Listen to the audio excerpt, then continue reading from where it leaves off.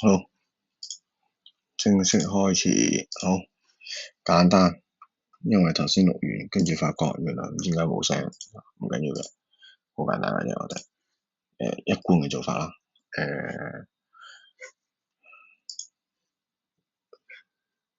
日線圖係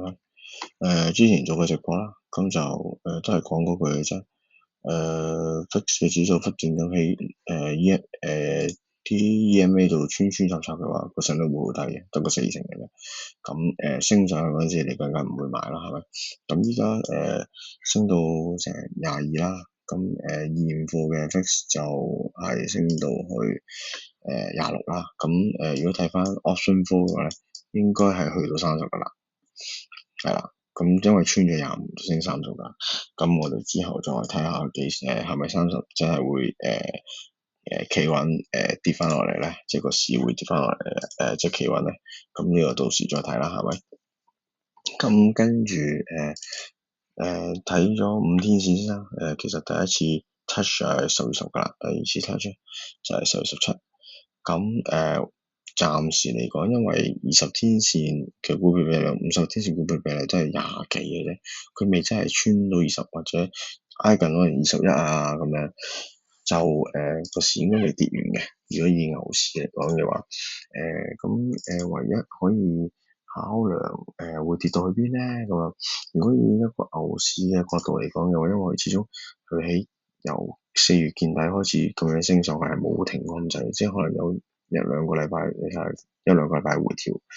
都最多因為呢度可能2-3個 percent 咁樣。咁如果以最高點來去到大概 long term 嘅 GMA 嘅位置，咁就大概10個 percent 度，咁亦都比較會吻合到即係 Warren Buffett 1年嘅，我當1年期啦，一個 Warren Buffett 嘅一個比較交易密集區就係嚟緊呢個位啦。因為依家咧依家睇緊，依家咧就係喺呢個位置咯，咁就唔係一個交易密集區嚟嘅，咁應該係會再落去，可能570啊，甚至乎再大啲嘅交易密集區就係560。咁560零至570咧就啱啱冇係10個 percent，就係亦都頭先所講嘅 weekly 嘅一個 long term EMA 嘅一個support位。咁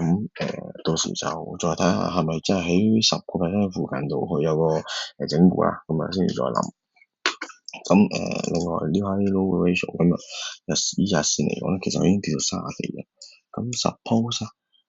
正常牛市牛市應該係大概係都係30幾嘅，係差唔多嘅38啦而家。咁可能再低啲35啊，甚至30啊咁樣，即係30挨住30係最好嘅，係熊市級別嘅咧，先至會低過20嘅。之後你睇翻呢啲，佢就會甚至會出息率。咁如果以周線嚟講咧，咁佢就有攞都未到嘅。正常可能去到50零啊咁樣咯，多數50零咯，即係呢啲咁樣話幾咁樣穿咗啦，多數50零，咁到時再睇啦嚇。跟住再要留意下就係 Bitcoin 啦，好多人講，因為啲 crypto 街咁喊咁厚啦，係咪？咁首先就睇下1年期嘅Warren Buffett 啦，其實佢已經穿晒仲要大概9萬5。咁下一個位就應該係呢度嘅8萬幾，咁依家就啱啱喺呢個位置，喺呢個10個位，係啦。即係喺1年週期嘅低位support度做緊，即係呢度整固密集區啊。咁依家就有少少似，因為都有機會啊，有機會可能係喺度完嘅。因為始終佢咁樣落嚟啦，有一個 parabolic move 咁樣落嚟，咁只不過睇下佢係咪真係喺度跌定咁樣咯。咁就如果唔係，就會變相就要睇5年期啦，5年期嘅Warren Buffett 去邊度？5年期咧就會變咗去呢度噶啦，可能6萬蚊啦，6萬蚊至6萬蚊度啦，65000、63000咁樣，即係變相係一個周線級別嘅，以之前嘅 breakout retest 嘅位置，咁就唔係好樂觀㗎啦，因為都好低嘅，因為係啊，真係好低。再加上其實如果再咁低咧，講咗依家先啦，即係依家咁樣由高位最高位跌落嚟，其實都已經跌咗成35個 percent。如果再低翻，低到嚟呢條呢啲壁口位要衝40成，咁crypto 嚟講跌40成又唔係話好 extreme 嘅，係啊，但係咁樣就有啲唔似牛市啊，就應該係stage 3啦，即係正如我個封面所講就嚇，咁呢啲就之後再諗啦嚇，咁就唔諗得咁多啦。咁再加上其實有機會就會可能最多跌多一下就會跌定嘅，咁就睇嗰個叫做JP30。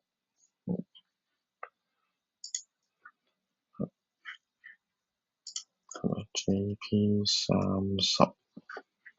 bond yield 係啦，power bond move 係咯，power bond move 咗，依家跌翻落嚟，係啊，30年債息係唔知點解有嘢衝咗上去。咁因為始終好多都係話，好多人之前都係講話啲人係借你日本嘅低息，跟住去炒高個，即係借錢嚟借日元嚟炒市喎。咁依家佢咁樣30年債息咁樣抽咧，咁就好大機會啲人要還翻啲借咗嘅錢，跟住就去可能要平倉啊獲利啊咁樣咯。其實個市都唔出奇嘅，所以唔係一個出奇嘅事啦。咁再加上我之前嘅研判不嬲都係咁講嘅，我係嚇。咁就直至到升勢完為止啦，就好似呢啲咁樣第一支、第二支先開始試做咯。咁就個機率會勝率會高啲咯，即係呢啲咁樣嚇。咁樣就睇翻我之前做嘅嘢啦，賣咗啦呢啲，即係呢啲就輸啦，呢啲就之前贏翻嚟，breakout 贏翻嚟，跟住呢啲都輸啦，輸啦，呢啲應該贏少少啦，跟住 TNT 輸啦，CrowdStrike 就應該係呢度，應該係輸少少，廿天線輸，唔係贏少少，跟住呢個沽金就應該都輸嘅。係咯，先上翻去嘛，係我喺度做，諗住想搏佢穿即係20天線，跟住再穿落去都唔得。Palantir 啦，Palantir 呢度就要之前應該係斬一半，咁跟住再喺度就走咗，應該係贏少少。咁而家暫時做咗啲咩咧？納指啦，之前揸落㗎，長期呢啲就係之前揸落咧。今日個紅利嘅債升咧，咁即係間接講到就係30年國債就息率升，息率應該係